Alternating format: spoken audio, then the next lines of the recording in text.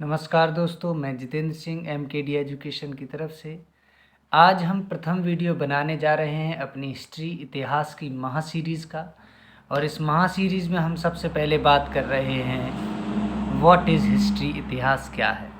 ठीक है, what is history एक पुस्तक है। क्या है? पुस्तक, जिसे E.H. कार नामक महान इतिहासकार ने लिखा है।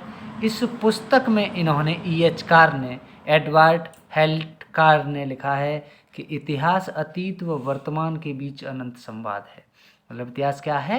अतीत जो गुजर गया, मतलब पास्ट, वर्तमान प्रेजेंट जो चल रहा है, उसके बीच में अनंत संवाद है। अनंत संवाद का अर्थ ये है कि कहीं पर इतिहास के साक्ष्य मिले हैं, कहीं साक्ष्य नहीं मिले। तो एक बहस, डिबेट टाइप का होता है। किसी विद्वान का कुछ मत है, किसी विद्वान का कुछ मत है, तो ये संवाद खत्म नहीं होता। तो इसीलिए इसे अनंत संवाद कहा गया है। हिंदी की बात करें अगर हम अपनी भाषा में, तो इतिहास शब्द 3 शब्दों से मिलकर बना है, इत, ह और आस। इन तीनों का निर्माण से हो गया इतिहास। देखो, इत का शाब्दिक अर्थ होता है ऐसा ही, ह का निश्चित रूप से और आस का था। मतलब ऐसा ही निश्चित रूप से था, इतिहास है। मतलब इतिहास शब्द का क्या अर्थ है?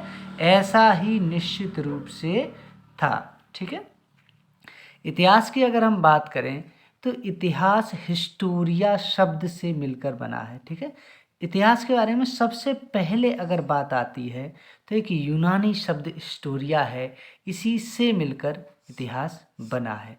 इसे यूनानी या ग्रीक शब्द कह सकते हैं। और इस शब्द का शाब्दिक अर्थ क्या होता है? इसका अर्थ है अन्वेषणों से प्राप्त ज्ञान। अन्वेषण मतलब इन्वेस्टिगेशन। अन्वेषण को इंग्लिश में क्या कहते हैं? इन्वेस्टिगेशन। देखिए, शब्द समझना बहुत आवश्यक है, क्योंकि हिंदी के जो शब्द होते हैं उन्हीं के आधार पर कंपटीशन के टेस्ट बेहतर तरीके से निकाले जा सकते हैं। बहुत से ऐसे शब्द हैं जिन्हें हम इंग्लिश में बोलते हैं, जिनका हम हिंदी अर्थ जानते ही नहीं हैं। तो अन्वेषण का अर्थ हो गया इन्वेस्टिगेशन।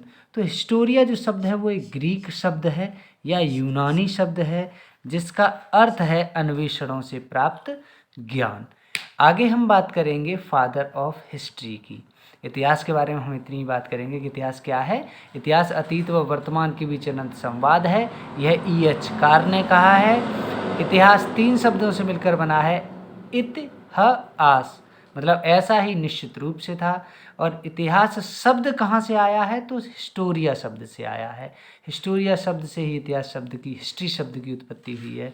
ये एक ग्रीक यूनानी शब्द है जिसका अर्थ है अन्वेषणों से प्राप्त ज्ञान या इन्वेस्टिगेशन से प्राप्त ज्ञान। देखिए मेरे प्रिय मित्रों, अब हम बात करेंगे इतिहास के पिता की, कि इतिहास के पिता कौन है। ये क्वेश्चन बहुत आता है कि इतिहास के पिता कौन है, तो हम एक लाइन में कह देते हैं हेरोडोटस। तो जो हेरोडोटस हैं, उनका संस्कृत नाम क्या था? मतलब संस्कृत में या हिंदी में हमारे यहाँ उनका नाम लिया जाता है हरिदत्त। क्या लिया जाता है? हरिदत्त। तो हेरोडोटस का संस्कृत नाम है हरिदत्त। तो इन्हें इतिहास के पिता कहा जाता है। ये कौन थे? एक यूनानी थे। कौन थे? एक यूनानी थे। इनका जन्म यूनान में हुआ था और 484 बीसी में हुआ था। कब हुआ था? 484 बीसी में, जो इसमें वर्णन नहीं है। इनका जन्म यूनान के एक हेलिकारनेस नाम के स्थान पर हुआ था। अब ये हेलिकारनेस जो शहर है वो नहीं है, ये प्राचीन समय का, उस समय का नाम था। अब ये शहर बोडरम तुर्की में है।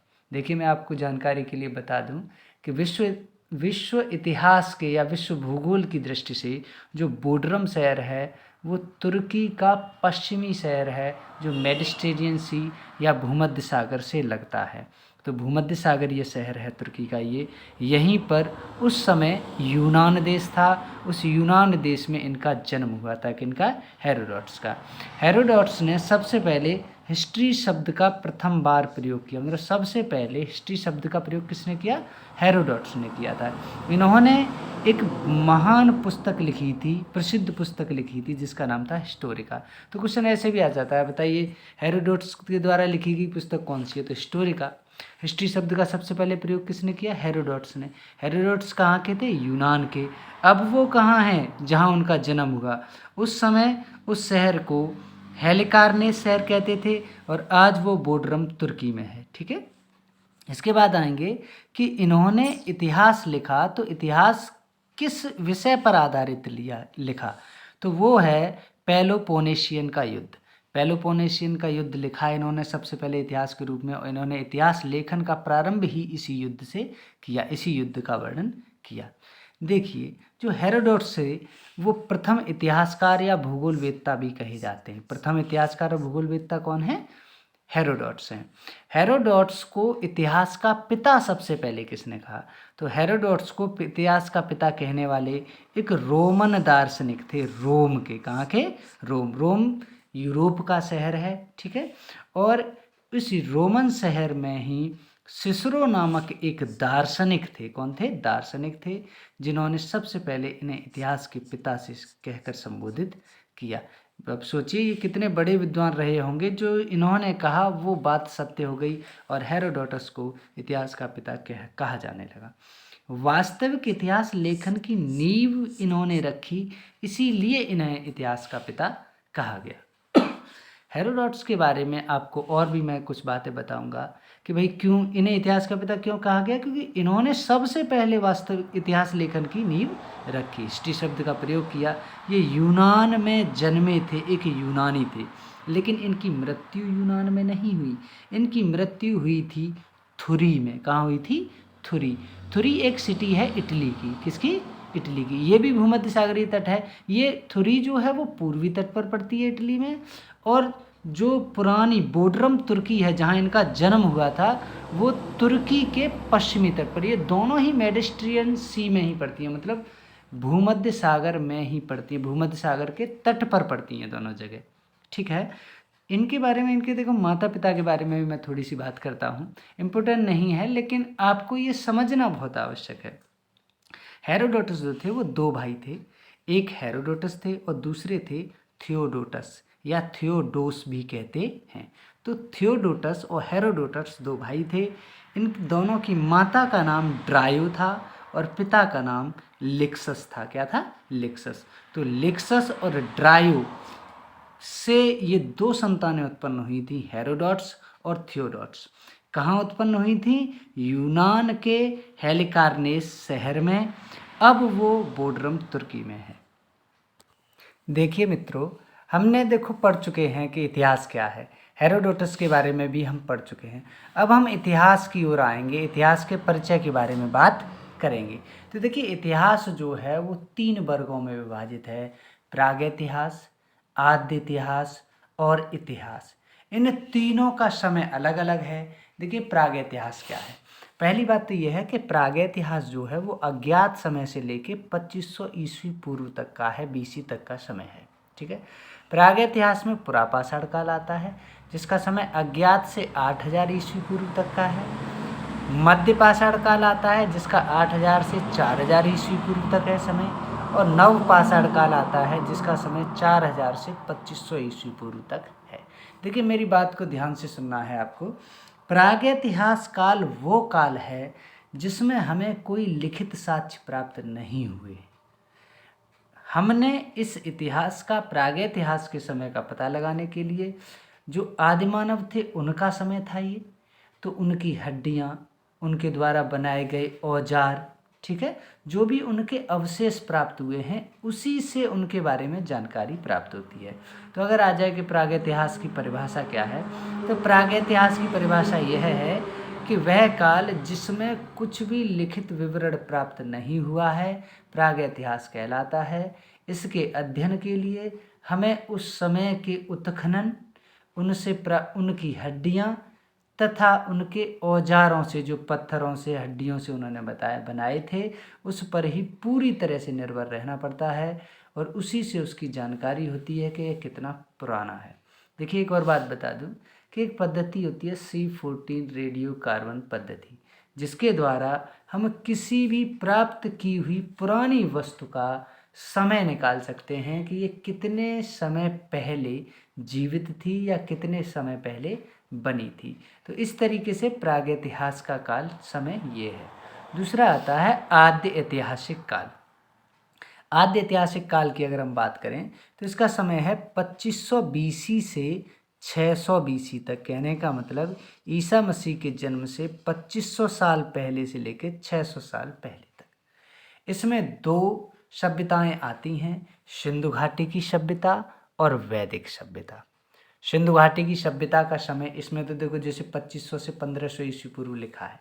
यह हकीकत है कि एक लगभग में यही, क्योंकि कोई भी सभ्यता एकदम से एक्यूरेट शुरू नहीं होती, उसे शुरू होने में समय लगता है। लेकिन जब वो अपने चरम पर थी, बढ़िया तरीके से जो कंपटीशन में लिखा जाता है, उसका समय है 2350 से 1750 तक। तो सिंधु घाटी सभ्यता का समय यहाँ पर कितना है, 2350 से और 1750 बीसी तक। ये है सिंधु घाटी सभ्यता का समय। ठीक है। सिंधु घाटी सभ्यता के समय के बाद वैदिक सभ्यता आती है। वैदिक सभ्यता का समय 1500 बीसी से लेके 600 बीसी तक होता है, मतलब 1500 ईस्वी पूर्व से 620 ईस्वी पूर्व तक। इसमें दो सभ्यताएं हुई, ऋग्वैदिक सभ्यता और उत्तर वैदिक सभ्यता। इसे भी आद्य इतिहास में ही रखा गया है क्योंकि इनका पर्याप्त विवरण नहीं है। अगर हम उत्तर वैदिक काल की अगर हम बात करें, आप ये कहोगे सर ये तो विवरण दिया है इसमें, तो इसे आद्य इतिहास में कैसे लिखा जा सकता है, कि अगर हम बात करें तो देखो जब हम आगे चलेंगे नई सीरीज़ बनाएंगे तो हो सकता है कि मैं वैदिक काल के पामीर के पठार में प्रथम जो आर्य थे वो कैसे आए भारत में, कितने पुत्र हुए उनके, अगर वो पूरी सीरीज लेके चलूँ तो कहने का मतलब यह है पुराणों के अनुसार सूर्यवंश, चंद्रवंश, कुरुवंश, प्रत्येक वंश की अगर समकालीनता दर्शाते हुए बात करूं तो वो बहुत लॉन्ग हो जाता है। उसमें किसी का भी एक्यूरेट समय पीरियड नहीं दिया गया है, इसीलिए इसे आद्य इतिहास काल की श्रेणी में रखा गया है। तीसरे नंबर पर आता है इतिहास। इतिहास का समय 600 बीसी से 1950 एडी तक है। कहने का मतलब 600 ईसा मसीह के जन्म से के 600 साल पहले से लेकर उनके जन्म के 1950 साल बाद तक, मतलब आज़ादी के समय तक, ये समय आता है इतिहास। देखो इतिहास को 3 श्रेणियों में बांटा गया है। प्राचीन भारतीय इतिहास जिसका समय है 600 बीसी से लेकर 712 एडी तक। कहने का मतलब 600 बीसी वो समय है जब महाजनपद काल का उदय हुआ, महाजनपद काल बने, और उसके बाद फिर मगध साम्राज्य अस्तित्व में आया और मगध साम्राज्य 16 महाजनपद में सबसे बड़ा हुआ। इसका समय 600 बीसी है। इसके बाद 712 एडी तक आता है। इसका मतलब ये है जब भारत पर अरब आक्रमण हुए या मुस्लिम आक्रमण हुए, उस समय तक हम पूरा प्राचीन भारतीय इतिहास में पढ़ते हैं। दूसरा है मध्यकालीन भारतीय इतिहास। मध्यकालीन में आता है 712 से लेकर 1707 तक, ये एडी है। 712 एडी से लेकर मतलब ईसा मसीह के जन्म के 712 साल बाद से लेकर 1707 साल बाद तक। उसके बाद आता है आधुनिक भारतीय इतिहास जिसका समय है 1707 से 1947 या 1950 तक, जब हमारा देश आज़ाद हुआ और जब हमारा देश गणतंत्र हुआ तब तक। प्रिय मित्रों, मैं इस वीडियो को ज़्यादा बड़ा नहीं बनाऊंगा, धीरे धीरे हम आगे चलेंगे और अब हम अगले वीडियो में कुछ महत्वपूर्ण बातें लेकर आएंगे जिसमें हम उत्तर वैदिक काल या महाजनपद काल से ही प्रारंभ करेंगे। ठीक है, तो इससे थोड़ा सा महाजनपद काल हम प्रारंभ करें उसे समझने के लिए, क्योंकि महाजनपद काल में जो 16 महाजनपद थे उनमें कुछ महाजनपद ऐसे हैं जो महाभारत काल में भी थे, तो हमें महाभारत काल समझना आवश्यक है।